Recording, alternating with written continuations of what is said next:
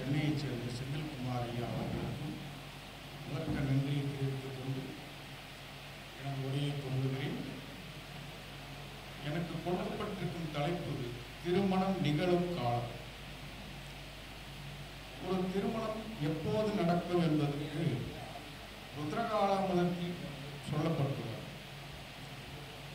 திசாபுத்திகள் திருமணத்திற்கு ஒத்து வரும்போது 7ஆம் இடத்திற்கு சூரியன் 1-5-9 வரும்போது அவர்களுக்கு திருமணம் உறுதியாகும் என்று சொல்லப்பட்டுள்ளது. அதேபோல் திருமணத்திற்கு சாதகமாக இருக்கும் நேரத்தில் குரு கோச்சார சுக்கிரனை பார்க்கும் நேரத்தில் ஆணுக்கும், குரு கோச்சார குரு ஜனகால செவ்வாயை பார்க்கும் நேரத்தில் பெண்ணுக்கும் திருமணம் நடக்கும் என்று சொல்லப்பட்டுள்ளது. அதேபோல் திசாபுத்திகள் சாதகமாக இருக்கும் போது 7ஆம் அதிபதி அவரது உபநட்சத்திரம், அதாவது 7ஆம் அதிபதி நிற்கும் இடத்திற்கு அவருடைய உபநட்சத்திராதிபதி அந்த இடத்தில் வரும்போது திருமணம் நடக்கும் என்று சொல்லப்பட்டுள்ளது. இதை பாகை முறையில் சரியாக கவனிக்க வேண்டும்.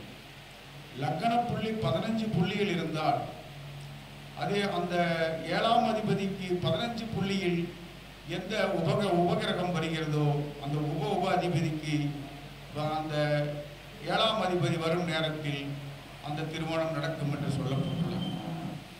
அதேபோல் லக்கண புள்ளி உள்ள டிகிரி, 7ஆம் அதிபதி உள்ள டிகிரி மற்றும் 7ஆவது நின்ற சாரநாதன் நின்ற டிகிரி, இவை மூன்றையும் கூட்டி அது 360 டிகிரிக்கு மேல் வருமானால் அதில் 360 டிகிரி கழித்துவிட்டு மீதமுள்ள டிகிரியில் 7ஆம் அதிபதி வரும்போது திருமணம் நடக்கும் என்றும் சொல்லப்பட்டுள்ளது.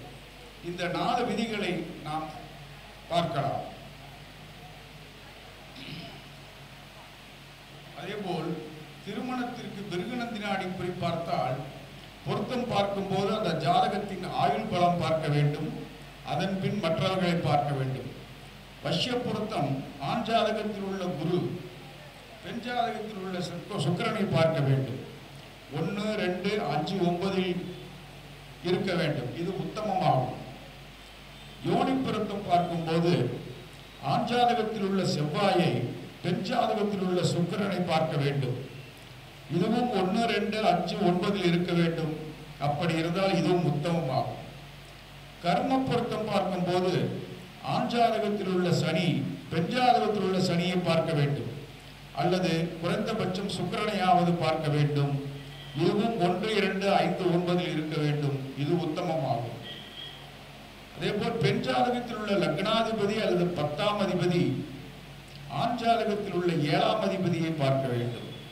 மேற்சொன்ன 3 விதிகளில் பொருத்தங்கள் இருந்தால் மிக மிக சுபமாகும். இது ஒருவருக்கு திருமணம் நடக்க வேண்டும் என்றால் என்னென்ன கிரக நிலைகள் வேண்டும் என்பதும் சொல்லப்பட்டுள்ளது. 2ஆம் இடமும் 8ஆம் இடமும் சுத்தமாக இருக்க வேண்டும். ஆண் ஜாதகத்தில் 2ஆம் இடம் என்பது சுத்தமாக இருக்க வேண்டும். ஆண் ஜாதகருக்கு 2ஆம் இடம் என்பது 7க்கு 8ஆம் இடமாகும். இது அவருக்கு வரும் மனைவியின் ஆயுளை சொல்லும். ஆண் ஜாதகத்தில் 8ஆம் இடம் என்பது அவர் ஆயுளை சொல்லும். இந்த இடங்களில் எந்த கிரகமும் இல்லாமல் இருப்பது நல்லது. விதி 3, சுபரான குரு 2இல் இருந்தால் பணம் காசு கொடுப்பார், ஆனால் ஆயுளை பங்கப்படுத்துவார். லக்னத்திற்கு 8ஆம் அதிபதி சுபர்களுடன் சேர்ந்து உள்ளாரா அல்லது பாவர்களுடன் சேர்ந்துள்ளாரா என பார்க்க வேண்டும். 8ஆம் அதிபதி கேந்திர திரிகோணங்களில் இருந்து 8ஆம் அதிபதியுடன் சுபரம் சேர்ந்திருந்தால் இவர் திருமணத்திற்கு பிறகு குறைந்தபட்சம் 60 வருடம் சேர்ந்து வாழ்வார்கள். அதாவது லக்ன சுபருடன் அல்லது இயற்கை சுபருடன் குரு, சுக்கிரன், பௌர்ணமி சந்திரன் ஆகியோருடன் சேர்ந்திருக்கும் போது. அதேபோல் நம் விஜயனையா சொல்லுவார், இங்க போயிட்டார், தோஷசாமியம் பார்க்க வேண்டும் என்று. அதாவது லக்னத்திற்கு 1, 2, 4, 8, 7, 12 பாவ கிரகங்கள் இருந்தால் ஒவ்வொரு கிரகத்திற்கும் 25 மதிப்பெண்கள் கொடுக்க வேண்டும். இதில் 125 மதிப்பெண்களுக்கு மேல் ஆண் ஜாதகத்தில் இருக்கக்கூடாது. பெண் ஜாதகத்தில் 100 மதிப்பெண்களுக்கு மேல் இருக்கக்கூடாது. பொருத்தம் பார்க்கும்போது ஆண் ஜாதகத்தில் உள்ள மதிப்பெண்ணை விட பெண் ஜாதகத்தில் மதிப்பெண் குறைவாக இருக்க வேண்டும். பெண் ஜாதகத்தில் 7 ராகு கேது இருந்தாலும் மேற்சொன்ன மதிப்பெண்கள் மேட்ச் ஆனால் திருமணம் செய்யலாம். இதில் பாவ கிரகங்களை மட்டுமே கணக்கு பார்க்க வேண்டும். ராகு கேது என தனியாக பார்க்க வேண்டிய அவசியம் இல்லை. ஆணுக்கும் பெண்ணுக்கும் பார்க்கும்போது பெண்ணுக்கு மதிப்பெண் குறைவாக இருந்தால் நல்லது. பெண் ஜாதகத்தில் சூரியனுக்கு 5, 9 சனி செவ்வாய் இருந்தால் இது விஷகன்னிகா தோஷமாகும். இவருக்கு திருமணம் செய்யாமல் இருப்பது நல்லது. இது விதவை ஜாதகம் எனப்படும். இதற்கு பரிகாரம் இல்லை. அதேபோல் 27 வகையான விஷகன்னிகா தோஷங்கள் சொல்லப்பட்டுள்ளன. நம் முன்னோர்கள் எந்த நட்சத்திரம், என்ன திதி, என்ன கிழமையில் இது வந்தால் விஷகன்னிகா தோஷம் என்பதை சொல்லி இருக்கிறார்கள். சனிக்கிழமை துவியை திதி ஆயில்ய நட்சத்திரம் சேர்ந்தால் அது விஷகன்னிகா தோஷமாகும். அதேபோல் செவ்வாய்க்கிழமை துவியை திதி சதய நட்சத்திரம் வந்தாலும் விஷகன்னிகா தோஷமாகும். ஞாயிற்றுக்கிழமை துவியை திதி கார்த்திகை நட்சத்திரம் வந்தாலும் விஷகன்னிகா தோஷமாகும். சனிக்கிழமை சப்தமி திதி ஆயில்ய நட்சத்திரம், அதேபோல் செவ்வாய்க்கிழமை சப்தமி திதி சதய நட்சத்திரம், அதேபோல் ஞாயிற்றுக்கிழமை சப்தமி திதி கார்த்திகை நட்சத்திரம், இவைகள் வந்தாலும் விஷகன்னிகா தோஷமாகும்.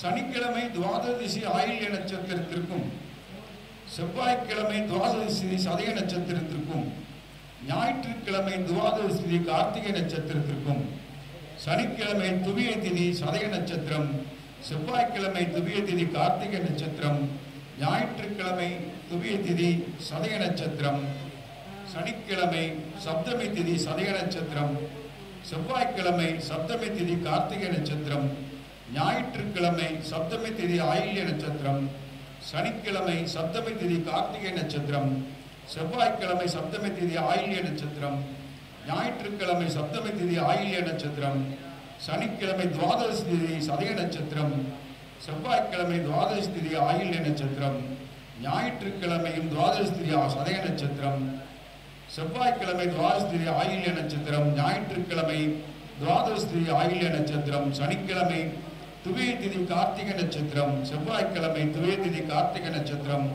ஞாயிற்றுக்கிழமை துவாதசி திதி சதய நட்சத்திரம் என்று 27 நட்சத்திரங்கள் இந்த விஷகன்னிகா தோஷத்தில் வருகின்றன. இந்த கிழமைகளில் இந்த திதிகளில் சேரும்போது விஷகன்னிகா தோஷத்திற்கு ஒரு விதிவிலக்கு உண்டு. சந்திரனில் இருந்து 6, 8, 12 தவிர மற்ற இடங்களில் சுவர் இருந்து சந்திரனை பார்த்தால் தோஷம் குறையும். மேலும் பெண் ஜாதகத்தில் லக்னத்தில் சனியும் 5ஆம் இடத்தில் சூரியனும் 9ஆம் இடத்தில் செவ்வாயும் இருந்தால் இந்த பெண்ணுக்கு வாழ்வில் நிரந்தர துன்பம் உண்டு என்று சொல்லப்பட்டுள்ளது. அதே சமயத்தில் 7ஆம் இடத்தில் ஏதாவது ராஜகிரகம் இருந்தால் இந்த துன்பம் குறைய வாய்ப்புண்டு என்றும் சொல்லப்பட்டுள்ளது. ஒரு பெண் ஜாதகத்தில் 3ஆம் அதிபதியோடு சுக்கிரன், சனி, செவ்வாய், ராகு சேர்ந்தால் அந்த பெண் வசதியாக வாழ்வாள். ஆனால் இந்த பெண் குடும்பத்திற்கு ஆக மாட்டாள் என்று சொல்லப்பட்டுள்ளது. பெண் ஜாதகத்தில் 3ஆம் அதிபதி அவர் நின்ற நட்சத்திராதிபதி 6, 8, 12 நின்று பகை நீசம் அஸ்தங்கம் பெறக்கூடாது. அப்படி பெற்றால் அந்த பெண்ணுக்கு பெண்மைக்கான உணர்வுகள் எதுவும் இருக்காது என்றும் குழந்தை பிறக்காது என்றும் சொல்லப்பட்டுள்ளது. திருமண பொருத்தத்தில் தினப்பொருத்தம் மிகவும் முக்கியம். அதாவது ஆணின் நட்சத்திரம் ஒரு பெண்ணின் நட்சத்திரத்திற்கு 3, 5, 7ஆம் நட்சத்திரங்களாக வரக்கூடாது. இந்த ஒரு பொருத்தம் இருந்தாலே திருமணம் செய்யலாம் என்றும் சொல்லப்பட்டுள்ளது. சந்திரனுக்கும் சுக்கிரனுக்கும் முழுமையான பெண் கிரகங்கள். இவர்கள் ஆண் ராசியில் இருந்தால் அந்த பெண்ணுக்கு உடல்வாக ஆண்களைப் போல் இருக்கும் என்றும் சொல்லப்பட்டுள்ளது. பெண்ணுக்கும் ஆணுக்கும் ஒரே திசா புத்தி நடக்கக்கூடாது. அதிலும் ராகு திசா ராகு புத்தி ஒன்றாக வரக்கூடாது. இது பிரிவினையை கொடுக்கும். அதேபோல் 4, 5 வருடங்கள் இந்த திசா புத்தி சந்திப்பு வரக்கூடாது. முக்கியமாக 6க்குறையவன் திசையோ 8க்குறையவன் திசையோ இருவர் ஜாதகத்திலும் சேர்ந்து வந்தாலும் ஒருவருக்கு 6க்குடைய திசை நடந்து இன்னொருவருக்கு 8க்குறையவன் திசை நடந்தாலும் இந்த திருமணம் டைவர்ஸில் முடியும். அதேபோல் மூல நட்சத்திரம் எல்லா நிலைகளிலும் துன்பம் தருவதில்லை. இன்றைய ஜோதிடர்கள் இதை மிக கவனமாக கவனிக்க வேண்டும்.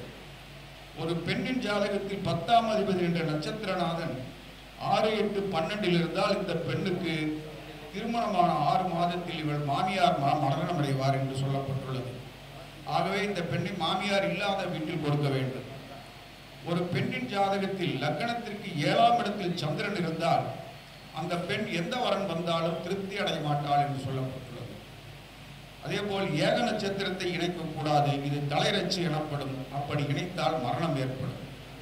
ஒரு ஆண் ஜாதகத்தில் 3ஆம் அதிபதி சூரியனாக இருந்து இவர் நின்ற நட்சத்திராதிபதி குருவாக இருந்து இந்த குரு 8இல் நீசம் இருந்தால் இவருக்கு ஆண்மை இருக்காது என்றும் சொல்லப்பட்டுள்ளது. 8ஆம் பாகம் ஆண் பெண் மர்ம உறுப்புகளை குறிக்கும். இது எப்படி இயங்குகிறது என்பதை 3ஆம் பாகம் சொல்லும். ஏனென்றால் இது வீரியத்தை சொல்லும் இடம். இதற்கு பரிகாரம் இல்லை. இதுவே திரிகோணத்தில் இருந்தால் 5ஆம் அதிபதி நட்சத்திராதிபதி 6, 8, 12 இருந்தால் இந்த ஜாதகருக்கு குழந்தை பெற்றுக்கொள்ள விருப்பம் இருக்காது. ஆண் அல்லது பெண் ஜாதகத்தில் 2ஆம் அதிபதி 11ஆம் இடத்தில் உச்சம் பெற்றால் அந்த ஆண் பெண்ணிற்கு திருமண பொருத்தம் மிக கவனமாக பார்க்க வேண்டும் என்று சொல்லப்பட்டுள்ளது. இது கஷ்டப்படும் ஜாதகமாகும். 7இல் சனி உள்ளவர்கள் கவனமாக அதை பார்க்க வேண்டும். ஒரு பிரிவினை ஜாதகத்தினை மற்றொரு பிரிவினை ஜாதகத்துடன் மட்டுமே சேர்க்க வேண்டும். ஆண் ஜாதகத்தில் குரு மற்றும் சுக்கிரன் இருக்கும் ராசிகளில் பெண் ஜாதகத்தில் ராகு கேது இருக்கக்கூடாது. பெண் ஜாதகத்தில் சுக்கிரன் மற்றும் செவ்வாய் இருக்கும் ராசிகளில் ஆண் ஜாதகத்தில் ராகு கேதுக்கள் இருக்கக்கூடாது. அதே போல் ஆண் ஜாதகத்தில் பரிவர்த்தனை பெற்ற குரு அல்லது சுக்கிரனுக்கு ராகு கேது சம்பந்தம் வருகிறதா என பார்க்க வேண்டும். அப்படி இருந்தால் அதையும் சேர்க்கக்கூடாது. ஆண் ஜாதகத்தில் வக்கரம் பெற்ற குரு அல்லது சுக்கிரன் ராகு கேது சம்பந்தம் வந்தால் சேர்க்கக்கூடாது. ஆண் ஜாதகத்தில் வக்கரம் பெற்ற குரு அல்லது சனிக்கு 12இல் வேறு பெண் கிரகங்களான புதன் அல்லது சந்திரன் இருந்தால் சேர்க்கக்கூடாது.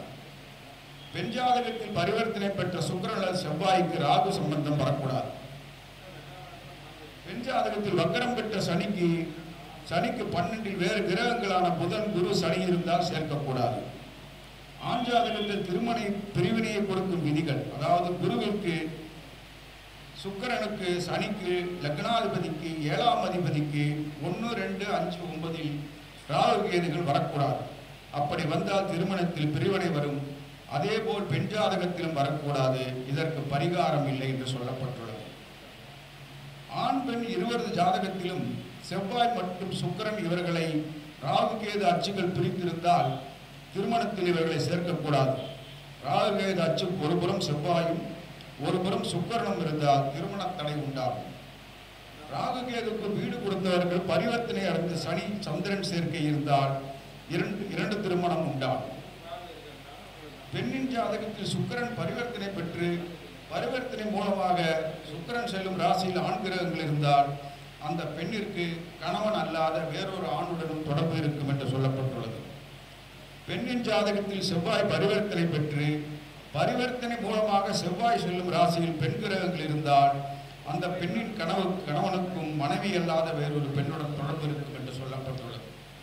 அதேபோல் ஆண் ஜாதகத்தில் குரு பரிவர்த்தனை பெற்று பரிவர்த்தனை மூலமாக குரு செல்லும் ராசியில் பெண் கிரகங்கள் இருந்தால் அந்த ஆணிற்கும் மனைவி அல்லாத வேறொரு பெண்ணுடன் தொடர்பு உண்டு என்று சொல்லப்பட்டுள்ளது.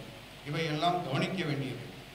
செவ்வாய் சுக்கிரனுக்கு இடையே கேதுவிற்கு வீடு கொடுத்த அதிபதி இருந்தால் கணவன் மனைவிக்கிடையே பிரிவினை உண்டாகும். ராகு கேதுக்கள் 1, 7 இருப்பது சம்பந்தி உறவுகள் பாதிக்கும். அதேபோல் 12ஆம் பாகம் திருமணத்திற்கு சிறப்பாக இருக்க வேண்டும். அடுத்து 20 ராசி லக்னங்களுக்கும் 6, 8 வரக்கூடாது.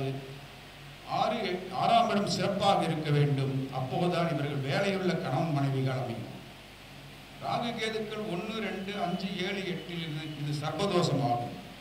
இது 5இல் இருந்தால் ராகு கேது இருக்கும் ஜாதகருக்கு தோஷம் இல்லாத ஜாதகர்களையும் இணைக்கலாம்.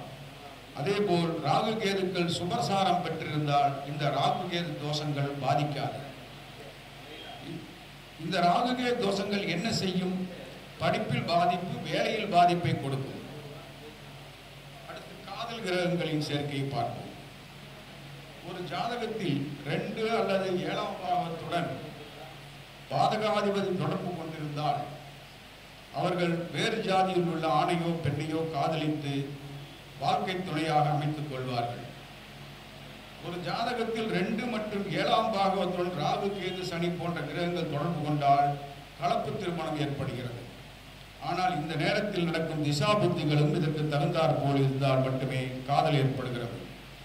ஒருவர் ஜாதகத்தில் 2 மற்றும் 7ஆம் பாகவத்துடன் பாவர்கள் தொடர்பு இருந்தாலும் திருமண காலகட்டத்தில் குரு, சுக்கிரன், வளர்பிறை சந்திரன் போன்ற சுபகிரகங்கள் தசை நடக்கும் போது அறிமுகம் இல்லாத தூரத்து சொந்தத்தில் உள்ளவரை வாழ்க்கை துணையாக அமைத்துக் கொள்வார்கள். ஒரு ஜாதகத்தில் சுக்கிரன் 4ஆம் இடமான சுகஸ்தானத்தில் திக்பலம் பெற்றாலும் 7ஆம் இடமான கலத்திரஸ்தானத்தில் பலமாக இருந்தாலும் 12ஆம் இடமான அயனசயன போகஸ்தானத்தில் இருந்தாலும் சுக்கிரனின் காரகத்துவங்களை சுக்கிர திசையில் சுபோகமாக அனுபவிக்க இயலும். பருவ வயதில் சுக்கிர திசை நடந்தால் காதல் மன்னனாக இருப்பார். 7ஆம் இடமான கலத்திரஸ்தானத்தில் சுக்கிரன் ராகு நெருங்கி சுக்கிர திசை பருவ காலகட்டங்கள் நடந்தால் இவருக்கு பல காதல் ஏற்படும். இதே அமைப்பில் 7ஆம் இடத்தில் ராகு சுக்கிரன் நெருக்கமாக இருந்தாலும் ராகு சுக்கிரனை கிரகணம் செய்வார். ராகு திசை நடக்கும் போது காதல் எண்ணங்கள் அதிகமாக வரும், அனுபவிக்க தோன்றும்.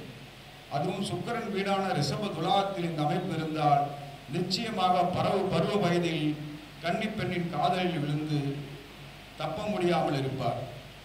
சுக்கிரனுக்கு 3ஆம் இடமும் 8ஆம் இடமும் மறைவுஸ்தானம் என்பதால் 3ஆம் இடத்தில் 8ஆம் இடத்தில் மறைத்து நீசம் பெற்றாலும் திருமண வாழ்க்கை மற்றும் காதல் வாழ்க்கையில் இரண்டுமே கஷ்டம்தான். வாழ்க்கையில் மிகவும் கஷ்டம் உண்டாகும். மறைந்து நீசமான சுக்கிரனை சனி, செவ்வாய் 2 கிரகங்களும் ஒரு சேர பார்த்தாலும் அல்லது சனி மட்டும் பார்த்தாலும் சுக்கிரனின் காரகத்துவமான காதல் காம எண்ணங்கள் கட்டுப்படுத்தப்பட்ட நிலையிலேயே இருக்கும். ஆண் ஜாதகத்தில் குரு, கேது, சனி, புதன், சனி கேது, புதன் கேது, பெண் ஜாதகத்தில் சுக்கிரன் கேது, சனி கேது, புதன் கேது மேற்கண்ட கிரக சேர்க்கைகள் செவ்வாய் பார்த்தால் காதலில் தோல்வி உண்டாகும். சந்திரன் பார்த்தால் காதல் கைவிட்டு போகும், அவமானம் உண்டாகும். பெண் ஜாதகத்தில் சுக்கிரனை செவ்வாய் மட்டும் பார்த்தால் கணவன் மீது மட்டுமே காதல் உண்டாகும். ஆண் ஜாதகத்தில் குரு எத்தனை பெண் கிரகங்களை பார்க்கிறதோ அத்தனை காதல் உண்டாகும். காதல் தரும் கிரக சேர்க்கைகளை குரு, சுக்கிரன் போன்ற சுபகிரகங்கள் பார்த்தால் பெற்றோர் சம்மதத்துடன் திருமணம் நடைபெறும். கேட்டை நட்சத்திரம், ஆயில்ய நட்சத்திரம், விசாக நட்சத்திரம், மூலம் நட்சத்திரங்களை பற்றி பார்ப்போம். மூல நட்சத்திரம் உபயராசிக்கு பாதகஸ்தானமான 7ஆம் வீடு, மிதுன லக்கத்திற்கு 7ஆம் வீடு, தனுசு ராசி இங்கு மூல நட்சத்திரம் உள்ளது. இந்த ராசியில் முதல் நட்சத்திரமாக வருவதால் இது கண்டாந்தர நட்சத்திரமாகும். 0 டிகிரி முதல் 11 டிகிரி வரை மூல நட்சத்திரம் கண்டாந்த நட்சத்திரமாக வரும். இது ராட்சச கணம் உடையது. ராட்சச கணம் என்றால் இருட்டு தேவதை என்று பொருள். எனவே மேசலக்கணமாகவோ துலா லக்கணமாகவோ இருந்தால்தான் மாமனாரை பாதிக்கும். மற்ற எந்த லக்கணங்களில் பாதிப்பு தராது. ஆயில்ய நட்சத்திரம் மகர லக்கணத்திற்கு மாரக அதிபதியாகவும் பாதக அதிபதியாகவும் 2 7ஆம் இடங்கள். 7ஆம் இடத்தில் ஆயில்ய நட்சத்திரம் வரும். இந்த ஆயில்ய நட்சத்திரமும் கண்டாந்தர நட்சத்திரமாகும். ஆகவே மாமியாருக்கு ஆகாது என்று சொல்கிறார்கள். ஆயில்யம் ராட்சசகம் கொண்டது. இது பாம்பு நட்சத்திரம். ஆகவே மாமியாருக்கு ஆகாது. ஆனால் மற்ற லக்கணங்களுக்கு ஆயில்யம் தோஷமில்லை. கேட்டை நட்சத்திரம் துலா லக்னம் சரராசிக்கு 11ஆம் வீடு பாதகஸ்தானம். 11ஆம் வீடு என்பது ஜாதகரின் மூத்தவரை குறிக்கும் அண்ணன் ஸ்தானமாகும். சிம்ம ராசிக்கும் இந்த சிம்மத்திற்கும் விருச்சிகத்திற்கும் சுகஸ்தானமாக வரும். சுகஸ்தானத்தில் கேட்டை நட்சத்திரம் கண்டாந்தர நட்சத்திரமான கேட்டை நட்சத்திரம் உள்ளது. ஆகவே இதை மச்சாண்டாருக்கு ஆகாது என்று சொன்னார்கள் நம் முன்னோர்கள். மற்ற லக்கணங்களுக்கு இது பாதிப்பை தராது. அதேபோல் விசாக நட்சத்திரம். விசாக நட்சத்திரம் மாப்பிள்ளையின் தம்பிக்காகாது, பெண்ணின் தங்கைக்காகாது என்று சொல்வார்கள். இதற்கு காரணம் விசாக நட்சத்திரமும் ராட்சச கணம் கொண்டதாகும். விசாக நட்சத்திரத்தில் 4ஆம் பாதம் மட்டுமே கண்டாந்தர நட்சத்திரமாகும். ஒருவருக்கு மேசலக்கணமாகவோ இருந்து கணவனோ மனைவியோ கலத்திர ஸ்தானமாக 7ஆம் இடத்திற்கு வருவதால் அதற்கு 3ஆம் இடம் அந்த கணவன் மனைவிக்கு தம்பி தங்கை ஸ்தானமாக வரும். இது சரராசிக்கு 11ஆம் இடமாக பாதகஸ்தானமாக வருவதாலும் அந்த இடத்தில் விசாக நட்சத்திரம் இருப்பதாலும் இது அந்த கணவன் மனைவியின் தம்பி தங்கைக்கு ஆகாது என்று கூறினார்கள். மற்ற ராசி லக்னத்திற்கு இதை பெரிதாக எடுத்துக்கொள்ள தேவையில்லை.